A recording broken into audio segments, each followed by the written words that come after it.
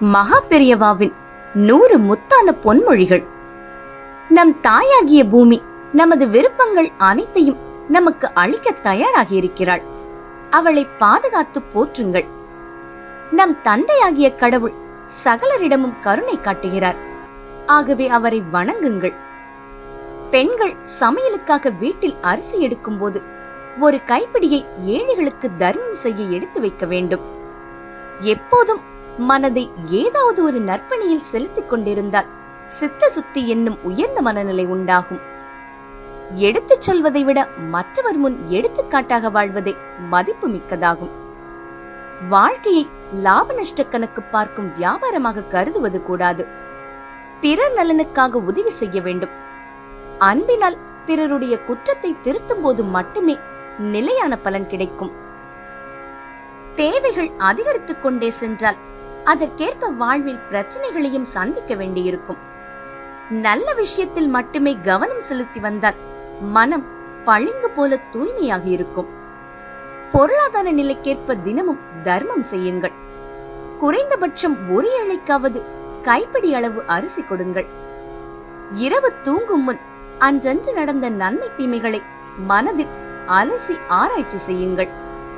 காலையில் எழுந்தவுடன் 2 நிமிடமாவது கடவுளை பக்தியுடன் வழிபடுங்கள். அக்கம் பக்கத்தினரோடு நட்புடன் பழகுங்கள். பறவை, விலங்கு என எல்லா உயிர்களையும் நேசியுங்கள். அனைவரும் அன்றாடம் அரை மணி நேரமாவது மௌனமாக இருக்க பழகுவது அவசியம். எண்ணம், பேச்சு, செயல் மூன்றாலும் பிறருக்கு நன்மை தரும் செயல்களில் மட்டும் ஈடுபட வேண்டும். பேசுவதில் கணக்காக இருந்தால் குடும்பத்தில் சண்டை சச்சரவு வராது. நம் சக்தியும் வீணாகாமல் இருக்கும். அன்பினால் பிறரை திருத்துவதுதான் பெருமைக்குரியது. அதுவே நிலைத்த பலன் அளிக்கும்.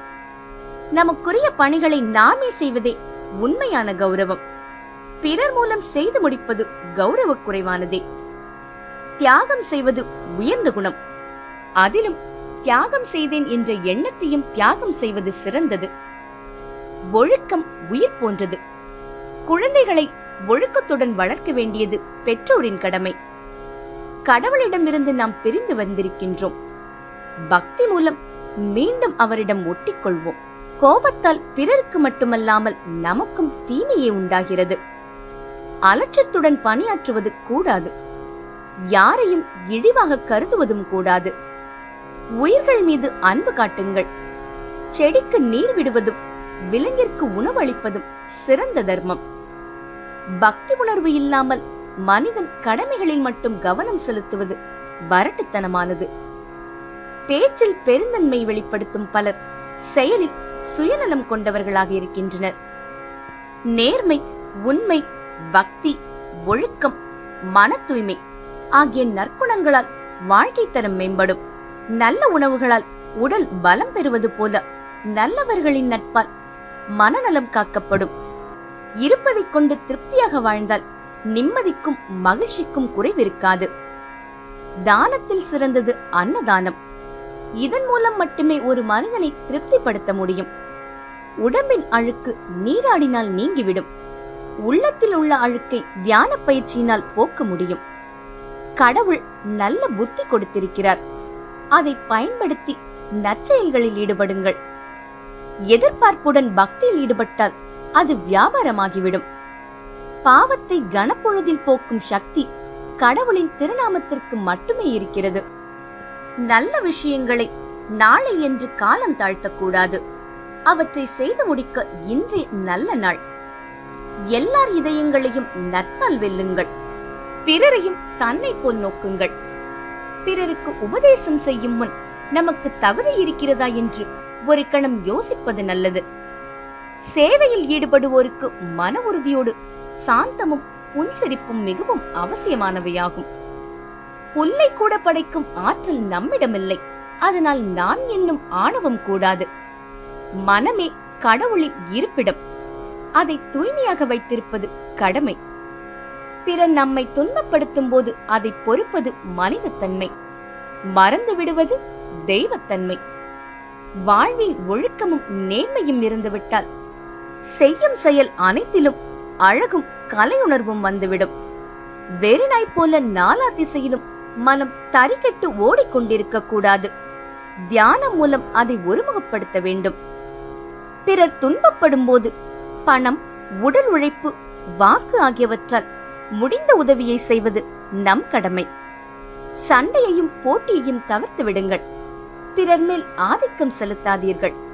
அது பெரிய தவறு என்பதை உணருங்கள். எல்லாரிடமும் அன்பு, பேச்சில் இனிமை, இவையே தொண்டாற்றுவதற்குரிய அடிப்படை லட்சணம். சமூக சேவையும் கடவுள் பக்தியும் இணைந்து விட்டால் அகில உலகமும் நன்மை பெறும். ராமனுக்கு உதவிய அணில் போல தொண்டு சிறிதாக இருந்தாலும் போற்றுவதற்கு உரியதே. நாம் நலமோடு வாழ்வதோடு மற்றவரும் நலமாக வாழ நினைப்பவனே உத்தம குணம் கொண்டவன். தீய எண்ணம் அனைத்தும் நீங்கிவிட்டால் மனம் கடவுளின் பக்கம் படிப்படியாக திரும்பிவிடும். கடவுள் புத்தியை கொடுத்தும் அதை சரியாக பயன்படுத்தாமல் மனிதன் துன்பத்திற்கு ஆளாகிறான். எல்லாம் ஒன்று என்ற விழிப்பு வந்துவிட்டால் ஆசை, கோபம், பாவம், பிறவி ஆகிய துன்பங்கள் நீங்கிவிடும். ஒழுக்கம் உயிர் போன்றது. வாழ்வில் ஒழுக்கம் ஏற்பட்டு விட்டால் அதன் பின் எந்த துறையில் ஈடுபட்டாலும் அதில் அழகும் நேர்த்தியும் உண்டாகும். ஆசை வயப்பட்ட மனிதன் கோபத்திற்கு ஆளாகிறான். கோபம் பாவம் செய்ய தூண்டுகிறது. அதனால் உயிர்களுக்கு பிறவிச் சங்கிலி தொடர்கிறது. பிறரிடமுள்ள நல்ல அம்சங்களை பாராட்டி அவர்களை உற்சாகப்படுத்துவது அவசியம். போட்டி மனப்பான்மை இருக்கும் வரையில் மனநிறைவு உண்டாகாது. பணத்தாசையால் தான் மனிதர்கள் ஒருவரையொருவர் போட்டியாளராக கருதுகின்றனர். வெளியுலகத்திலிருந்து மகிழ்ச்சி உண்டாவதாக மனிதன் தவறாக எண்ணுகின்றான். உண்மையில் மனதிற்குள் தான் மகிழ்ச்சி இருக்கிறது. வீண் பொழுதுபோக்கில் நேரத்தை செலவழிப்பதை தவிர்த்து சேவையில் ஈடுபடுவது அவசியம். உள்ளத்தில் கள்ளமில்லாமல் குழந்தை போல இருக்க வேண்டும் என்று புராணங்கள் நமக்கு போதிக்கின்றன. பெரும்பாலும் மனிதன் கோபத்தினால் தனக்கும் மற்றவருக்கும் தீங்கு செய்து கொள்கின்றான். எந்த விஷயத்திலும் அலட்சிய புத்தி கூடாது. அக்கறையுடன் செயல்படுவது அவசியம். யாரையும் அலட்சியப்படுத்தும் மனப்பான்மை கூடாது. அனைவரிடமும் கண்ணியத்துடன் நடக்க வேண்டும். மனதில் எழும் ஆசைகளை சீர்படுத்திக் கொள்ள வேண்டும். தேவைகளை அதிகப்படுத்திக் கொள்வது கூடாது. குடும்ப கடமையை சரிவர நிறைவேற்றாமல் பெருமைக்காக சமூக சேவையில் ஈடுபடுதல் கூடாது. மனம் எதை தீவிரமாக சிந்திக்கிறதோ அதுவாகவே மாறிவிடும் தன்மை கொண்டது. அதனால் நல்லதை மட்டுமே சிந்திக்க வேண்டும். கடவுளிடமிருந்து பிரிந்ததால் மண்ணில் பிறவி எடுத்திருக்கிறோம். மீண்டும் நல்லதை சிந்தித்து அவரோடு சேர முயற்சிக்க வேண்டும். கபடம் சிறிதும் இல்லாத குழந்தை மனம் உள்ளவனாக வாழுங்கள்.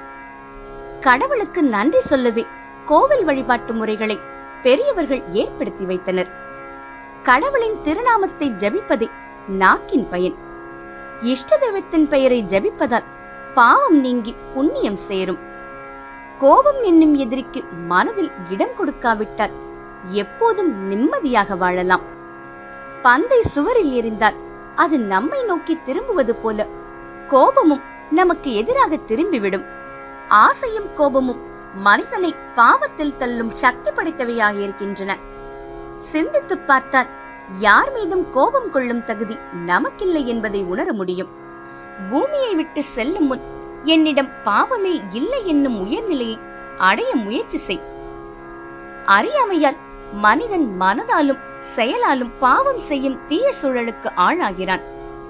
வாக்கு, மனம், உடல் இந்த மூன்றாலும் நற்செயலில் ஈடுபட்டால்தான் பாவத்திலிருந்து விடுபட முடியும். உலகில் உள்ள எல்லாம் ஒன்றே என்று தெளிவு வந்துவிட்டால் தீய குணங்கள் யாவும் மறைந்து போகும். துன்பத்தில் மட்டுமல்லாமல் கடவுளை இன்பத்திலும் மறப்பது கூடாது. பிறரிடம் சொல்வதை விட துன்பத்தை கடவுளிடம் சொல்வதால் நிம்மதி கிடைக்கும்.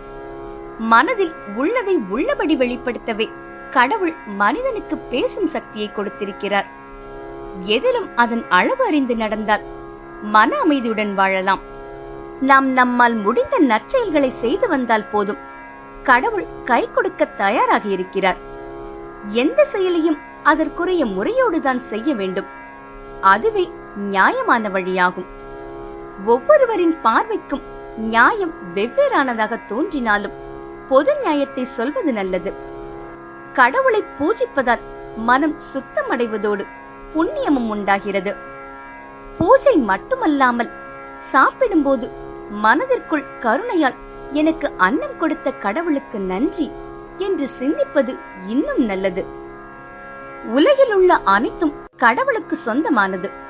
நாம் அனுபவிக்கும் எல்லாவற்றையும் அவருக்கு சமர்ப்பித்த பின்னரே பயன்படுத்த வேண்டும். பக்தியோடு உண்பதால் மனதில் நல்லெண்ணம் உண்டாகும். இந்த பழக்கம் நாம் நல்லவர்களாக வாழ்வதற்கு வழிவகுக்கும். உடலால் தீமை செய்வது போலவே மனதால் தீமையை சிந்தித்தாலும் பாவமே ஏற்படும்.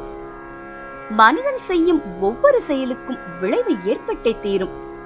சாஸ்திரம் இதை கர்ம கோட்பாடு என கூறுகிறது.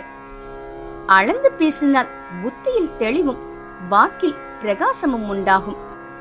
மௌனம் கலகநாஸ்தி என்பர். மௌனமாக இருந்தால் கலகம் உண்டாகாது என்பது இதன் பொருள். பக்தி மனதில் வேரூன்றினால் பகைவன் மீதும் அன்பு செலுத்தும் பண்பு வரும். அன்றாடம் கடவுளை தியானம் செய்ய பழகினால் மனம் பாவ விஷயங்களில் ஈடுபட வாய்ப்பிருக்காது. மாணவன் கல்வியை பணிவுடன் கற்க வேண்டும். பணிவு இல்லாத கல்வியால் உலகிற்கு பயன் உண்டாகாது. இறைவனின் இருப்பிடமான மனதை பாதுகாக்க தினமும் தியானம் செய்யுங்கள். எதிர்பார்ப்பு இல்லாமல் பிறருக்கு நன்மை செய்வது புண்ணியம். சுயநலத்துடன் ஆசையால் செய்யும் அனைத்தும் பாவம். நற்செயலில் ஈடுபடுபவர்களை கடவுள் ஒருபோதும் கைவிட மாட்டார்.